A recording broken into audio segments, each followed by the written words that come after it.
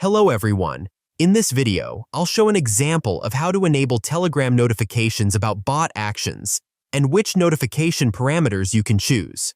We go to the RevenueBot account, click on the user icon, then click on Notifications, and at the bottom right, we enable the checkbox for Telegram notifications.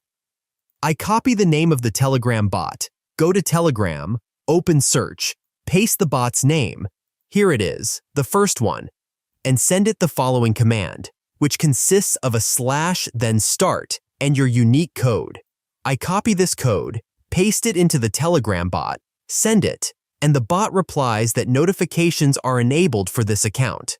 Then I go back to the bot account, click OK, and we can see that Telegram notifications are enabled. Now we choose which notifications to receive. I have the following enabled: Take Profit Order executed, Entire Grid executed, Error, Bot stopped, Daily Income Report. I click Save Changes. Then I enter my password and save the changes. Now you'll receive the necessary notifications directly in Telegram.